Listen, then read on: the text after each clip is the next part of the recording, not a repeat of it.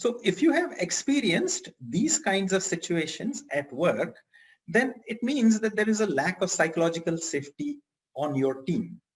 So staying silent or not speaking up, it's not just, if you have experienced these on your team, there may be a lack. So staying silent and not speaking up, it's not just a problem of few unassertive souls or unassertive or employees who lack confidence.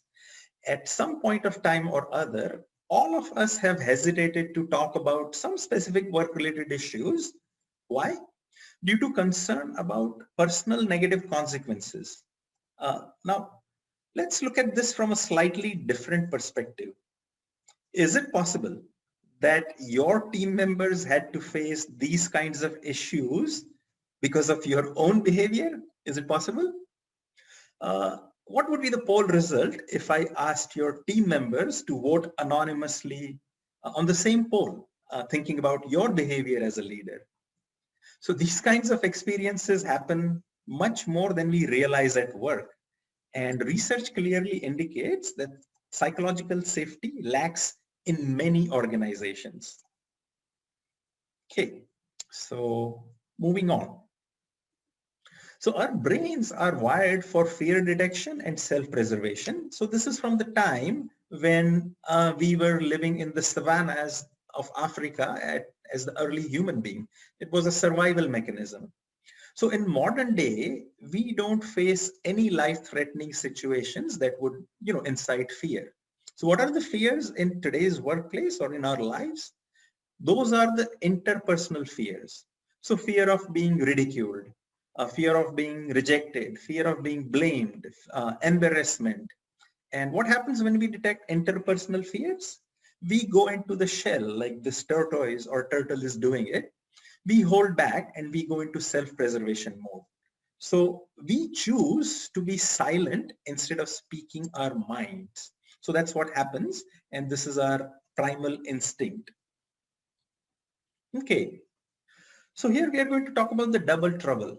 So I'll come back to that in a second. So although a few managers still hold the 20th century paradigm that fear is good, do you think fear is a good motivator? So still a lot of managers think that's true. But most leaders who actually cause a climate of fear are not your typical dictatorial bosses that we may see in a movie or a TV show. So who are they? Many of them are well-intentioned bosses. So some of them may be result-oriented, and some of them may be a person with a lot of functional expertise. So often leaders are unaware of how their own behavior impacts the teams. So unknowingly and inadvertently, they may be raising the fear detection and reducing the psychological safety. So let's just take one example. Have you said this to someone, or has your boss or someone senior said this to you? Don't come to me with problems, come to me with solutions. But problems are great learning opportunities, and so are mistakes. Every mistake, every problem has valuable data, but we won't be able to learn from it unless we feel psychologically safe to discuss the problem, admit the mistake. So this is just one example how leaders' behaviors lowers the psychological safety on the team. So that's the first issue. Leaders are not aware how their behaviors inadvertently and unknowingly are causing people to have a climate of less psychological safety. And here's the second part of the double trouble. Second issue is people's perception of the consequences of speaking up. What will happen if I speak up? So now there is a large gap between the perception and reality of the consequences. So when people fear something, these fears are often misplaced, exaggerated, and they lack any concrete evidence.